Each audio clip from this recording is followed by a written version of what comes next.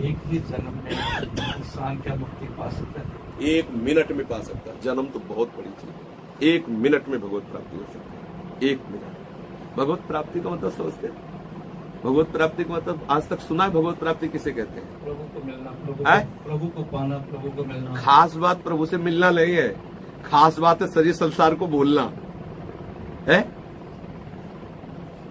किसी ने पूछा जीवन मुक्ति का स्वरूप क्या है?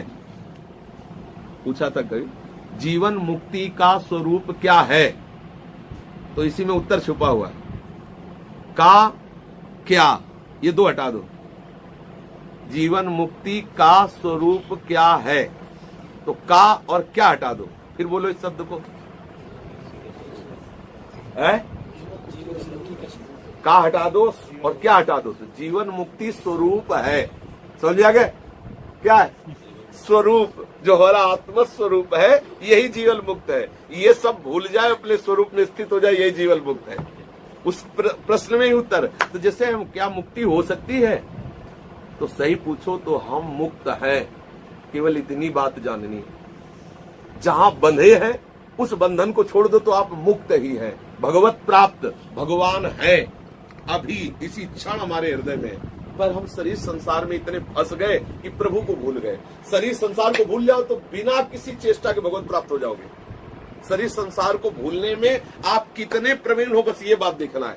ये अभ्यास आपका 1 मिनट में अभी भूल जाओ तो अभी भगवत प्राप्ति हो जाएगी। 1 जन्म में भूल जाओ तो 1 जन्म में हो जाएगी। करोड़ कल्प में भूल जाओ तो करोड़ कल्प में होगी। बस खास बात है शरीर संसार का होश खत्म होकर प्रभु में तन्मय हो जाना, श्री कृष्ण में तन्मय हो। अब वो तन्मयता कितने दिनों में करते हो? कितने ऐसे साधक हैं जो तीव्रगामी अत्यंत हृदय में उनके उद्वेग भरा हुआ है, कैसे प्रभु मिले, कैसे उनको अशांति इस बात से कि जगत के भोग अच्छे नहीं लगते, एकमात्र तो उनके लिए भगवत प्राप्ति दुर्लभ थोड़ी। अब अपने लोग क्या है, सब भोग अच्छे लगते हैं, लगता है यार कहीं कोने में ये बात है कि भगवत प्राप्ति हो जाती तो अच्छा है, कोई करा देता भगवत प्राप्ति तो अच्छा है। भगवत प्राप्ति किसी कराने से नहीं होती, स्वयं से होती है।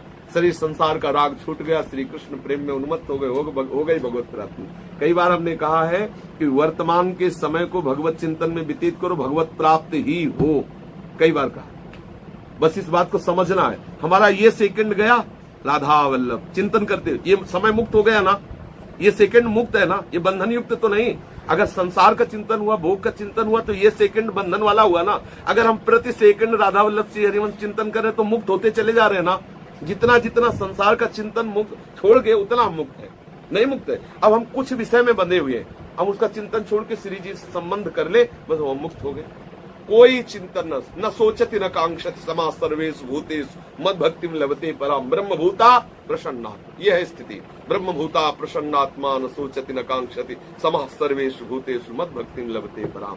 इसी के लिए हम सत्संग करते हैं, इसी के लिए गुरु चरणों का आश्रय लेते हैं कि गुरु कृपा प्रसाद से हमें बात समझ में आ जाए कि भगवत प्राप्ति हमें करनी है। वस्तुतः भगवत प्राप्त ही है, केवल संसार का चिंतन छूट जाए तो अनुभव में आ जाएगा।